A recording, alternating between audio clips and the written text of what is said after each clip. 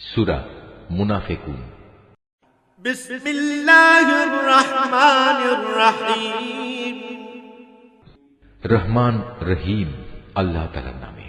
ইযা জাআকাল মুনাফিকুনা ক্বালু নাশহাদু ইন্নাকা লারাসূলুল্লাহ ওয়াল্লাহু ইয়া'লামু ইন্নাকা লারাসূলুহু ওয়াল্লাহু ইয়াশহাদু ইন্নাল মুনাফিকিনা লাকাযিবুন।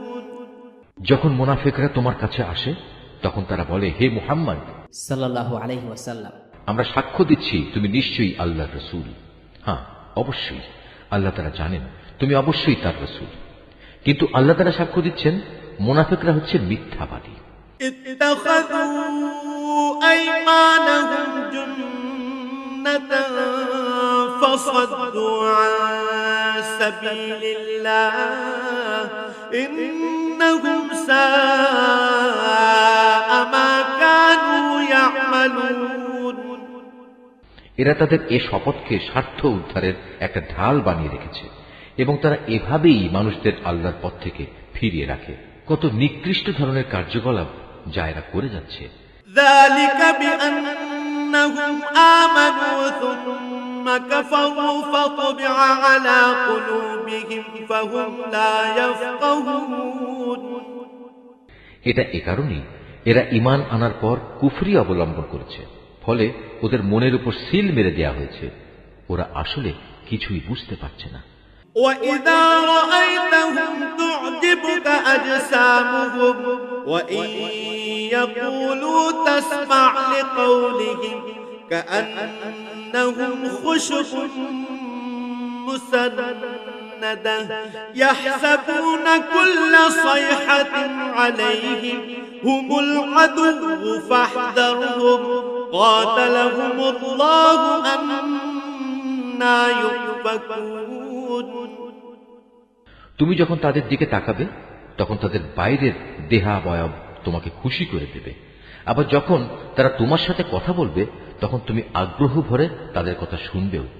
কিন্তু তারা ও তাদের সেই দেহের উদাহরণ হচ্ছে যেমন দেয়ালে ঠেকানো কতিপয় নিষ্প্রাণ কাঠের টুকরো। শুধু তাই নয়, তারা এত ভীত সন্ত্রস্ত থাকে যে প্রতিটি বড় আওয়াজকেই তারা মনে করে তাদের উপর বুঝি এটা বড় বিপদ। এরাই হচ্ছে তোমাদের আসল দুশমন। এদের থেকে তোমরা হুঁশিয়ার থেকো। আল্লাহর মার তো তাদের জন্যেই কোথায় কোথায় এদিক সেদিক এরা বিভ্রান্ত হয়ে ঘুরছে। وَإِذَا قِيلَ لَهُمْ تَعَالَوْا يَسْتَغْفِرْ لَكُمْ رَسُولُ اللَّهِ لَوَّوْا رُءُوسَهُمْ وَرَأَيْتَهُمْ يَصُدُّونَ وَهُمْ مُسْتَكْبِرُونَ। এদের যখন বলা হয় তোমরা আসো আল্লাহর রসুলের কাছে, তাহলে আল্লাহর রসুল তোমাদের জন্য আল্লাহর কাছে ক্ষমা প্রার্থনা করবেন।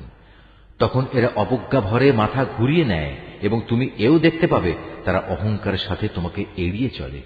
সাওয়াউন আলাইহিম আস্তাগফারত লাহুম আম লাম তাস্তাগফির লাহুম লান ইয়াগফিরাল্লাহু লাহুম ইন্নাল্লাহা লা ইয়াহদিল কওমাল ফাসিকিন।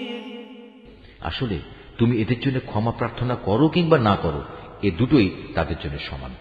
কারণ আল্লাহ তাআলা কখনোই তাদের ক্ষমা করবেন না। আল্লাহ তাআলা কখনো কোন নাফরমান জাতিকে হেদায়েত দান করেন না। হুমুল্লাযীনা ইয়াকুলুনা লা তুনফিকু আলা মান ইনদা রাসূলিল্লাহি হাত্তা ইয়ানফাদু ওয়ালিল্লাহি খাযাইনুস সামাওয়াতি ওয়াল আরদি ওয়ালাকিন্নাল মুনাফিকিনা লা ইয়াফকাহুন। এরা হচ্ছে সেসব লোক যারা আনসারদের বলে, রসুলের মুহাজির সাথীদের জন্য তোমরা কোন রকম অর্থ ব্যয় করো না, তাহলে আর্থিক সংকটের কারণে এরা রসুলের কাছ থেকে সরে পড়বে।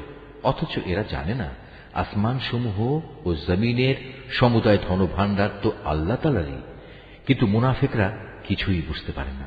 يقولون لئن رجعنا إلى المدينة ليخرجن الأعز منها الأذل ولله العزة ولرسوله وللمؤمنين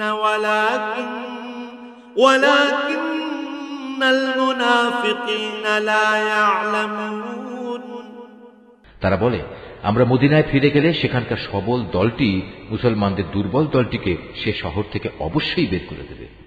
আসলে যাবতীয় শক্তি সম্মান তো আল্লাহ তাআলা, তার রাসূল ও তার অনুসারী মুমিনদের জন্য, কিন্তু মুনাফিকরা এই কথাটা জানে না। يا أيها الذين آمنوا لا تلهكم أموالكم ولا أولادكم عن ذكر الله ومن يفعل ذلك فأولئك هم الخاسرون হে ঈমানদার ব্যক্তিরা, তোমাদের ঐশ্বর্য ও সন্তানাদি যেন কখনো তোমাদের আল্লাহ স্মরণ থেকে উদাসীন না করে দেয়, কেননা যারা এ কাজ করবে তারা চরম ক্ষতিগ্রস্ত হবে। وأنفقوا مما رزقناكم من قبل أن يأتي أحدكم الموت فيقول رب لولا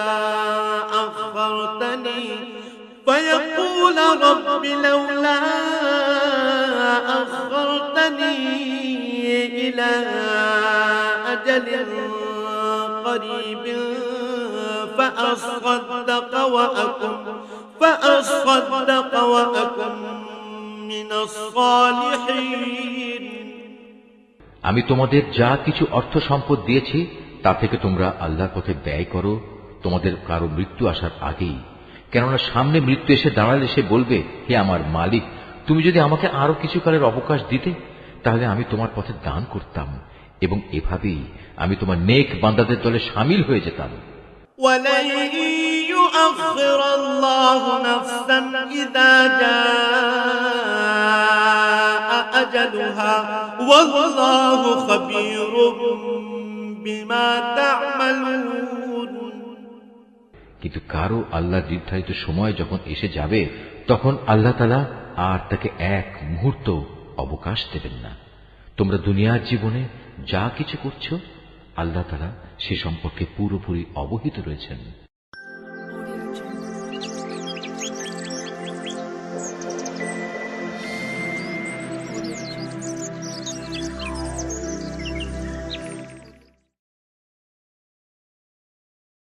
أعوذ بالله من الشيطان الرجيم. بسم الله الرحمن الرحيم. إذا جاءك المنافقون قالوا نشهد إنك لرسول الله والله يعلم إنك لرسوله والله يشهد إن المنافقين لكاذبون اتخذوا أيمانهم جنة فصدوا عن سبيل الله إنهم ساء ما كانوا يعملون ذلك بأنهم آمنوا ثم كفروا فطبع على قلوبهم فهم لا يفقهون وإذا رأيتهم تعجبك أجسامهم وإن يقولوا تسمع لقولهم كأنهم خشب مسندة يحسبون كل صيحة عليهم هم العدو فاحذرهم قاتلهم الله أنى يؤفكون وإذا قيل لهم تعالوا يستغفر لكم رسول الله لووا رؤوسهم ورأيتهم يصدون وهم مستكبرون سواء عليهم أستغفرت لهم أم لم تستغفر لهم لن يغفر الله لهم إن الله لا يهدي القوم الفاسقين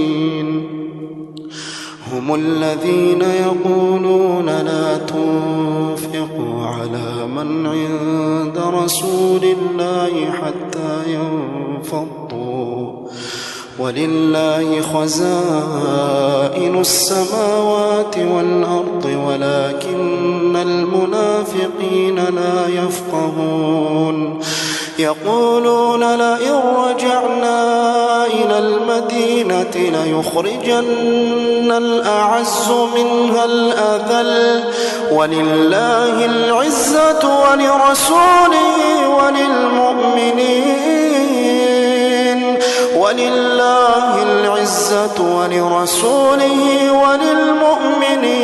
ولكن المنافقين لا يعلمون يا أيها الذين آمنوا لا تلهكم أموالكم ولا أولادكم عن ذكر الله ومن يفعل ذلك فأولئك هم الخاسرون وأنفقوا مما رزقناكم من قبل أن يأتي أحدكم الموت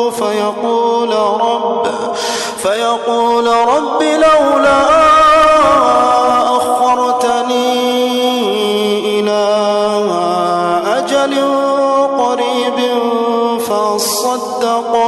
فأصدق وأكن من الصالحين ولن يؤخر الله نفسا إذا جاء أجلها والله خبير